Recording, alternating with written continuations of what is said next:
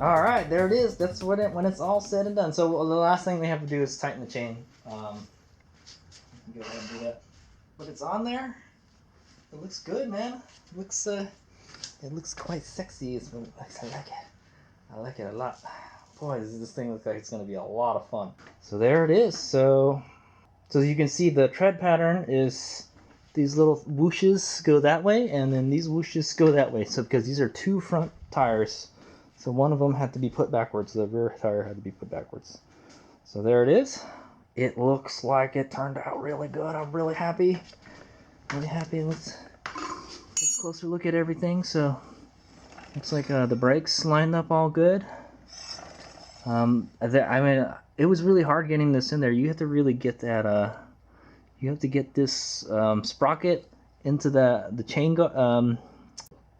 That's the chain guide. So yeah, you'd have to get that on the chain guide, and you have to get it in there, like scoop it in there. And then we had to take the brake.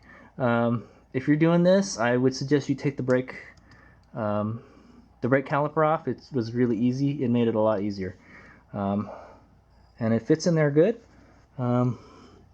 We didn't change the size of the rear sprocket, so there's not really any clearance issues. Doesn't look like it. The one clearance issue I kind of see is the chain is so close, so close. Okay, I got a flashlight here. Look at how close that is. That is almost touching. Boy.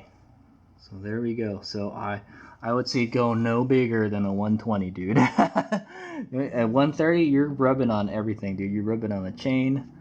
But you could, yeah, I guess the chain is the biggest limiting factor. Yeah. Even the chain guard. The chain guard fits. You got plenty of space with the chain guard, but it's the chain is what's limiting you on the size of the tire. Yeah, and there's nothing you can do about that. This side, no clearance issues except for the caliper. It will not slide on with the caliper on there. Like, you can't do it like a normal wheel. You have to take the caliper off and then put it back on. That's my suggestion. What I did is I slid the sliding bracket, the adjusting bracket, off, and I tried it that way. It didn't work, so I just took the caliper off, and it was a lot easier that way.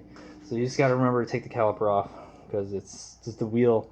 It's much wider than the old wheel. The old wheel has knobbies though, but the knob, it's easy to install stuff around knobbies, you know. This is like, it's just massive. It's massive. It's much bigger. Okay, so what's all that's left to do now is adjust the chain, because we changed the front counter sprocket. We got to readjust the chain. So I'll make a separate video on that, but there it is. Oh. So what I will probably do is I'll make a separate video for the counter shaft sprocket, and then a separate video for the wheel installation. The front was super easy. What issues did we have with the front? No issues. We didn't have any issues. It was no issues. Let's take a look at the front actually. So as you can see here, ooh, oh my, this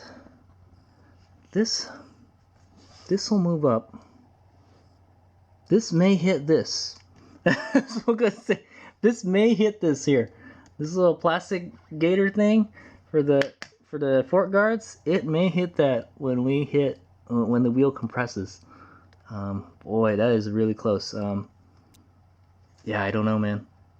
I would say I don't know what to do. The springs are in there, so we can't make it go up all the way. What we're gonna have to do is we're just gonna have to do is ride it and then just like brake really hard and see if this touches this. It looks like it's so close. It's hard to tell because it comes up here and then it goes down here, so it's like really pointy. But this may hit this, and I don't know if it'll damage it. Maybe not. It looks like it clears the fork fine, but it's this little guard that the KX has is the issue right there. I don't know what kind of front end they were running when they had these wheels on the bike, so maybe we might have some clearance issues. Definitely these little nubs here are gonna touch this. But we'll have We'll have to actually ride it and brake really hard and then see if it scuffs this. I think it'll be okay if it scuffs it. We'll see, but it could be dangerous too, so be prepared. What we could do is just grind this down. We could grind this down a bit. Man, I know. But other than that, there's no clearance issues. We were actually able to get the wheel on without taking the caliper off too. There's plenty of space between the caliper and the wheel, so there was no clearance issues whatsoever on the front wheel. Now the back wheel, we had to take the rear caliper off, and we had to guide this guy in there. But the hub should fit fine because it's a stock hub, so there should be no reason for that. So those are the fitment issues I had. None for the front, but looks like the wheel may touch the little guards. Maybe we'll just take them off. I don't know. I do kind of like them. They look cool. Actually, those weren't on the forks when I first had them too. Those are aftermarket, I think. Yeah, and then the chain was tighter because we put an extra tooth on the sprocket. It shouldn't make that much of a difference though. And then we had to put anti-seize on the adjusting nuts because it was like seized a little bit. It was hard to move. So, holy moly, my kickstand bolt has come out, I think. Yeah, that's good thing I caught that. Okay, we'll have to address that. It's starting to come out. I'll lose my kickstand at some point. All right, so yeah, so there it is. That's the wheels are on there finally. Finally, right? And it looks great. Oh man, I can't wait to ride this thing on the track. We'll go ride it down the block when I get some time. Yeah. So all that's left to do now is tighten the chain and put the cover back on the counter sprocket. Everything has been bolted on. All right, there it is. So after I clean up, we'll get another shot real quick, and then that'll be it. Actually, we'll sit on it and we'll see after I fix that kickstand. We'll see. So the thing about this bike is when I put the KX front end on it, it was taller, much taller, like 2 inches taller, and I tried to lower it as much as I could. So I can tell you right now. Let's go move the DARs. Okay. So there it is. I mean, it's going to go up a little bit when you sit on it, but the front is still taller. Yeah, I mean the rear is taller, but the front is still taller. So, and we lost some height. That's the funny thing. We lost some height, but we gained some height in the back. So that's actually a good thing because the front was actually taller. So it should even out more now, and yeah. So I think it should be good. There's not even it doesn't even touch the guard. It's a little mud flap dealy. It fits there pretty good, man. Like it belongs on there. I'm really happy with the way it turned out. The fitment is really good. All right. So time to adjust that chain. Here's me up. Okay, so besides the issue with the putting the rear wheel on and everything, I found out that the kickstand is on. Kickstand is not on. It's missing a nut, so I almost lost the bolt. So. Okay, so here's when I discovered that the side stand is not on there properly. The bolt's coming off. I'm gonna lose it at some point. So I went ahead and tightened this guy. 17 millimeter. I don't really know what the torque is. Find that out. And while I'm at it, I was gonna go put some lube on it. Some of this multi-purpose spray grease you use for chains. Should be good to use here too. Spray off wipe off the excess, I guess.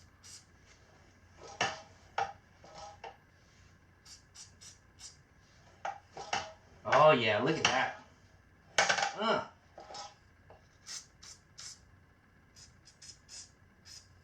Remember, this is periodic maintenance. You should be doing this periodically, but I'm not. So, alright, that looks good. Should probably do the foot pegs. These look okay. I try not to put too much lube on it because the lube attracts dirt, you know. So, and then what I want to do next is wipe. Do a little wipey.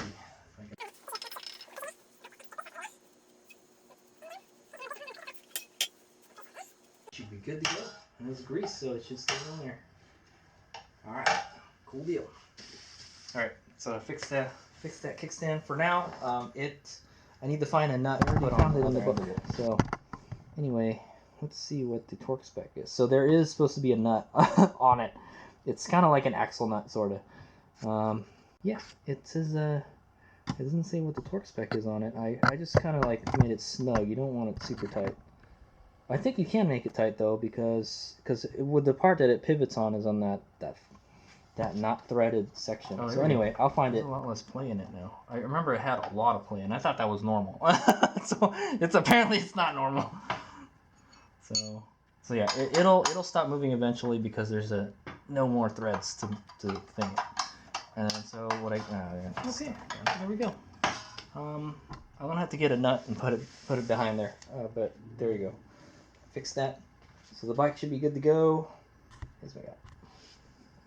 Okay, so I asked the question: will the front wheel clear the fork deflectors, fork shields? And the answer is yes, it does. It does barely. It's got about like a millimeter or two of clearance. Is what I'm gonna say. Yeah. So that's good.